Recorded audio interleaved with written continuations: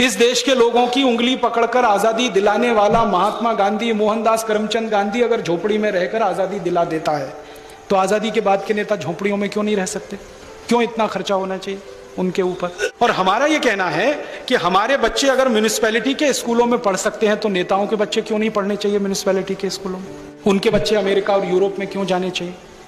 हमारा इलाज अगर सरकारी अस्पतालों में होता है, तो मंत्रियों का इलाज क्यों नहीं होना चाहिए सरकारी अस्पतालों में? वो क्यों एम्स में भर्ती होते हैं?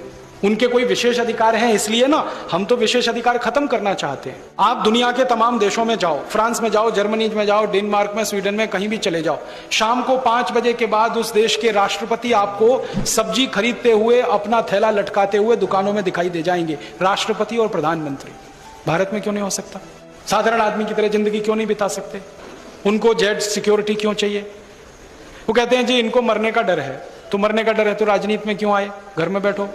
अगर इतना रिस्क नहीं ले सकते तो किसने कहा था पॉलिटिक्स में आने के लिए? घर बैठो ना, अपना धंधा करो, बिजनेस करो। हमारे यहां तो जिन लोगों को मरने का डर नहीं था, वही लोग राजनीति में आए थे। भगत सिंह, ऊधम सिंह, चंद्रशेखर, जिनको मरने का ही डर नहीं था, जवान जिंदगी को दांव पे लगा देने का डर नहीं था, वही पॉलिटिक्स में आए थे। तो आजादी के बाद मरने का डर क्या है? सिक्योरिटी पर इतना खर्चा क्यों? और मेरा एक ही कहना है कि अगर इन नेताओं ने किसी का कुछ बिगाड़ा नहीं, तो इनको चिंता क्या मरने की? कोई मारेगा क्यों?